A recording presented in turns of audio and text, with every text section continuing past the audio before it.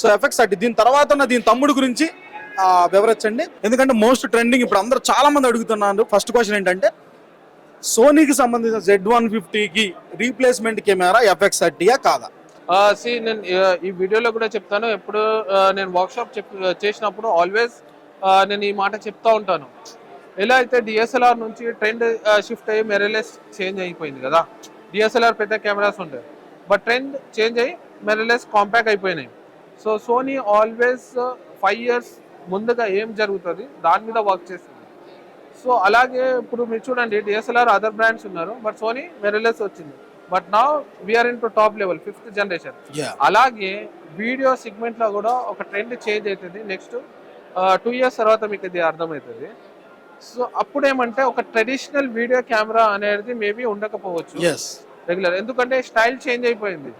అందరు రెగ్యులర్ నుంచి క్యాండిడో గింబల్స్ వచ్చేసినాయి.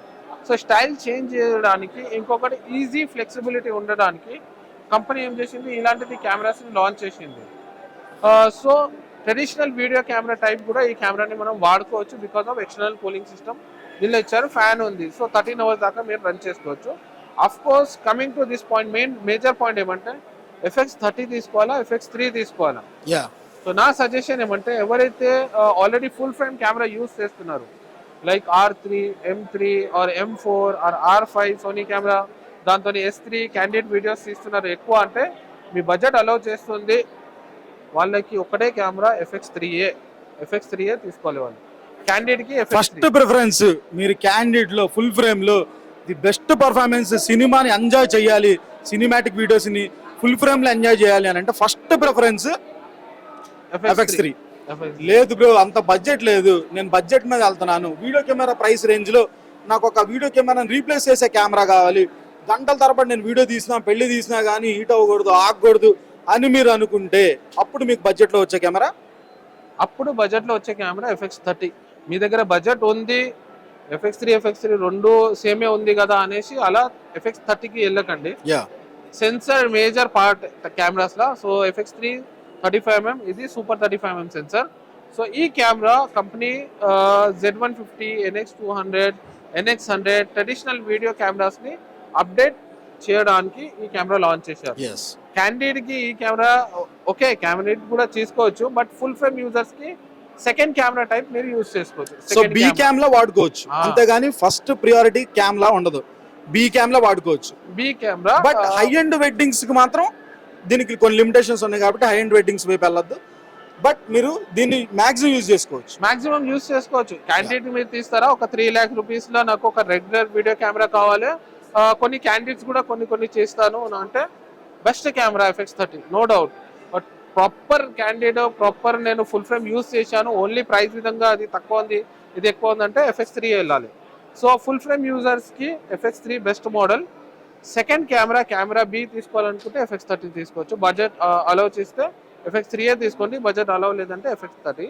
But FX30 majorly NX100, Z150, NX200 వాళ్ళ గురించి అప్డేట్ చేసుకోవడానికి ఇది కెమెరా ఉంది 3 lakhs rupees లోపల. సో మెయిన్ దీంట్లో నేను అడిగే ఇంకొక ఇంపార్టెంట్ క్వశ్చన్ ఏంటంటే దీని లో లైట్ పర్ఫార్మెన్స్ ఎలా ఉంటుంది అని చాలా మంది అడుగుతాను. అంటే ఇప్పుడు APS-C సెన్సార్ అనేది మనకి బేసిక్ గా ఫుల్ ఫ్రేమ్ కంటే చిన్నగా ఉంటుంది కాబట్టి, సో ఇప్పుడు నేను తీసిన వీడియోని థియేటర్ రేంజ్ లో నేను వేయాలనుకుంటే సరిపోయిద్దా? ఒకవేళ నేను లో లైట్ లోకి వెళ్తున్నాను అన్నప్పుడు నాకు lighting APS-C needs mode light మనకు కావాలి అనుకుంటే సో ఏంటి సొల్యూషన్ అనేది? అంటే సార్ ఫస్ట్ చూడండి, వీడియో కెమెరాస్ అంటే ఒక ప్రాపర్ సినిమా కెమెరాస్ అంతా సూపర్ 35mm సెన్సరే ఇంతకుముందు. ఇప్పుడు సోనీ లాంచ్ చేసింది ఫుల్ ఫ్రేమ్ సెన్సర్. సో దాన్ని కంపారిజన్ చేసుకుంటే ఇది super 35mm sensor. So low light performance compare to FX3 కన్నా కొంచెం తక్కువనే. FX3 ఫుల్ ఫ్రేమ్ సెన్సర్ కాబట్టి అది ఫుల్ పర్ఫార్మ్ చేస్తుంది, బట్ తక్కువనే అంటే అంత తక్కువ లేదు. ఇది కూడా అమేజింగ్ ఉంది, అమేజింగ్ వర్క్ చేస్తుంది. లిటిల్ బిట్ లైట్ ఫిల్ చేయాలి, డార్క్ అంటే మొత్తం డార్క్ లో ఎన్ని కెమెరా వర్క్ చేయాలి, కొంచెం లైట్ ఫిల్ చేయాలి.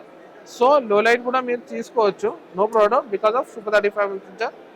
బట్ అగైన్ నేను చెప్తున్నాను, Z150 యూజర్స్ వాళ్ళకి Z150 సెన్సర్ 1" టైప్ సెన్సర్, ఇది సూపర్ 35mm సెన్సర్ అంటే 4 times bigger sensor. So Z150 లో లైట్ పర్ఫార్మెన్స్ అందరికి నచ్చుతుంది కదా, ఆల్రెడీ యూస్ చేస్తున్నారు, నచ్చుతుంది.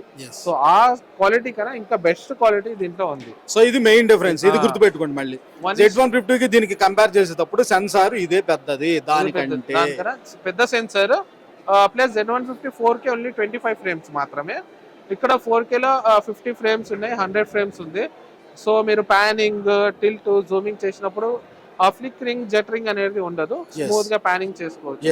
అది కూడా. దెన్ Z150 లో కొన్ని లిమిటేషన్ ఏమంటే 4K షూట్ చేసిన LED వాల్ లో కూడా కనిపించాలి, కెమెరాలో కూడా సైమల్టేనియస్లీ రావాలంటే అది స్క్రీన్ ఆఫ్ అయిపోతుంది, అది లిమిటేషన్ ఉంది. కానీ ఇక్కడ మీరు LED వాల్ కి కూడా పెట్టేసి 4K షూట్ చేయాలంటే, సో ఒకవేళ దీన్ని థియేటర్ ఫ్రేమ్ లో వేయాలంటే వేసుకోవచ్చు. దీంట్లో కూడా అప్డేట్ చేసిన తర్వాత DCI 4K దీంట్లో కూడా ఇచ్చారు.